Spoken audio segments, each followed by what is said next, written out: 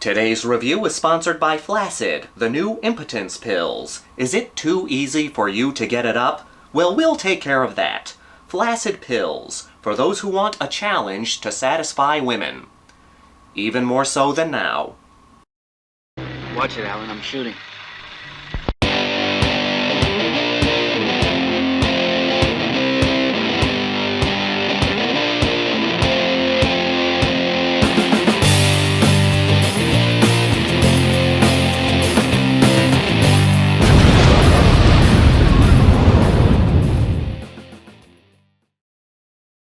Beyond the Darkness.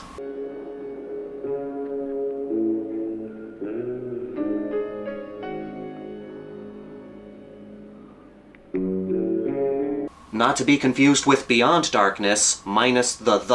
What we have here today is a love story between a man and a corpse. This is another cult classic directed by Italian director Joe D'Amato, and many people would consider this one of his best films. We follow a disturbed young man named Frank. He lives in this huge house that was left to him by his parents, who died a few years earlier.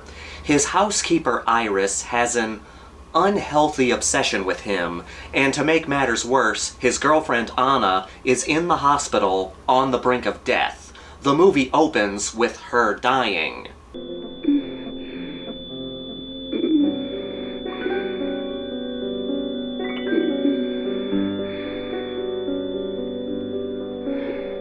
And yes, that is the same actress who played Emily, the blind girl, in The Beyond. I guess she has a thing for Beyond stuff. You are Liza, aren't you? Yes. My name is Emily. I've been looking for you. Iris sees this tragic event as a way to get with Frank, but Frank is not willing to let his lover go. Luckily for him, he's a taxidermist. He digs up her body, brings her home, performs his taxidermy magic on her, and then keeps her in bed. As he continues to obsess over his dead girlfriend, his housekeeper continues to obsess over Frank, and helps him out with his unhealthy dating habits, which includes killing women.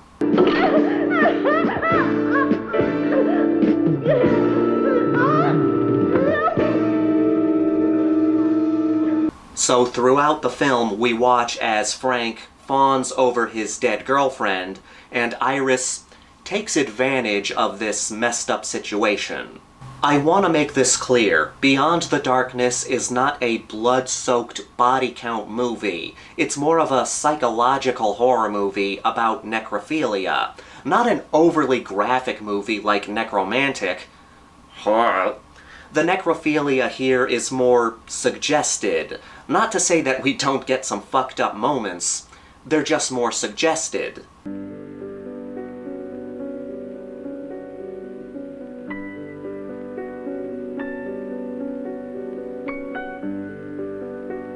At its core, this is a horror movie about obsession. Frank is so obsessed with his dead girlfriend that he wants to keep her corpse around. And Iris is so obsessed with Frank. She's been around ever since his parents were still alive and has helped raise him. So she's created this sick mother-lover relationship in her head. Iris, this morning Anna died. So there's no one left to take care of you now. Only me, your little Iris. But Frank obviously doesn't have the same feelings for her. He wants Anna, but he still engages in sexual activities with her. He suckles on her areola. Iris gives him a hand job while he's looking at Anna's body. Suggested, of course, I want to make this clear. It is more suggested. It's done off camera, but it still creates this uncomfortable relationship between the two. And you can't help but squirm. Good, clever Iris knows how to take care of him, doesn't she? Doesn't she? The drama is created by this weird love triangle. I'm not a big love triangle guy in my movies. I don't mind them, I have nothing against love triangles, and I can still enjoy a movie that has love triangles.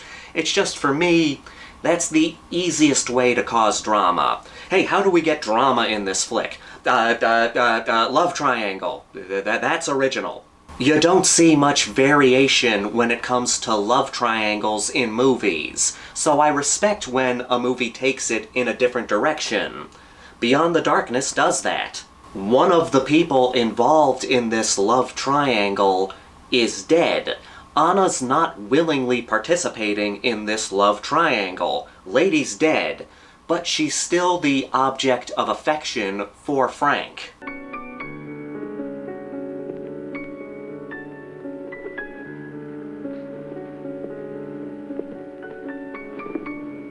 And Frank is the object of affection for Iris. The reason I'm calling them objects is because these people are selfish. They want the people they're in love with, regardless of if those people want them. And again, Anna can't want Frank. She's dead. You simply can't go any further with this. Get rid of it. Get rid of your stupid little doll. No! You will, yes. You've got to do it. The thought of somebody stealing your body and doing things with it after you die is an unsettling thought. It's one thing if you volunteer to become an organ donor or you donate your body to science. Hell, if you want your body stuffed and mounted after you die, I say go for it. But the idea of somebody doing things to our bodies that we don't want after we die, playing around with the parts, using our bodies for playthings, for lack of a better word, it's something we don't like to think about. There's just something so violating about that idea. Beyond the Darkness takes that idea and puts it in our face. You're the only reason I have to live. Yes.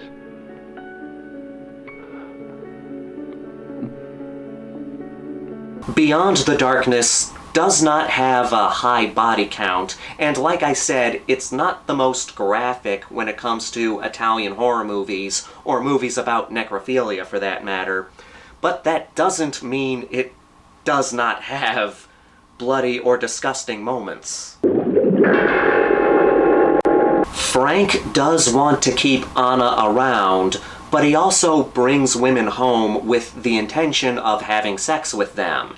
He wants to find a replacement for Anna. It's just that he has a nasty habit of murdering them.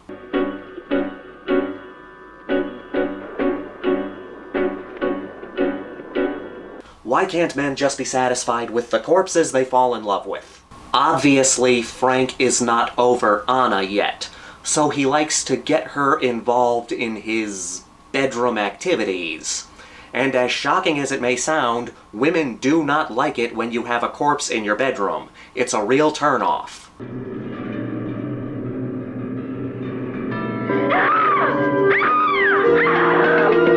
And Frank ends up killing the women who see his dead lover.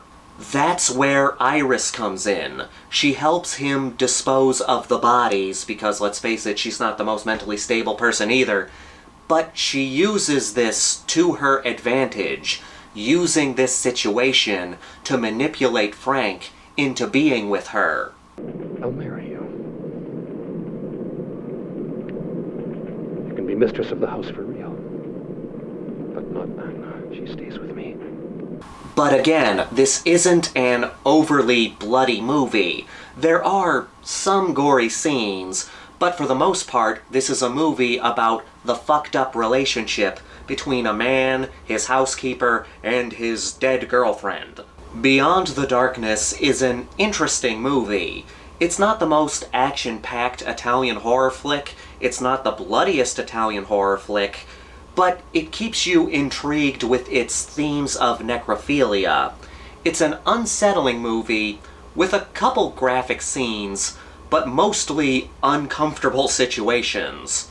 In a good way. And with that, let's get to the Grindhouse rankings. We've got a body count of 5. The kills consist of a smothering, a stabbing, and a few other deaths that I don't want to spoil. There's a good amount of nudity in this flick. We see some full frontal naked ladies, and a peek at a man's junk. This is not a very graphic movie. It does have some graphic moments, but not as much as other Italian horror movies. The themes of necrophilia are what make this movie effective. It's that disturbing idea that makes this movie, well, disturbing. This is a slower horror movie, but not in a bad way. You're kept interested throughout while exploring the lives of these fucked up people. And the final act is very good. It has some blood and a good amount of suspense. I'm giving this a 4.2 out of 5. Well worth a watch for Italian horror fans. And if you're not really into Italian horror movies, yeah, I think it's worth checking out. As always, I want to thank all of you for continuing to watch and support this channel. Please leave a comment down below. What do you think is the most messed up love story in movies? This is the Maniac, here to remind you that the Grindhouse will never die. I don't understand necrophilia. Wouldn't it get cold in there? Okay, I feel dirty. I gotta go take a shower now.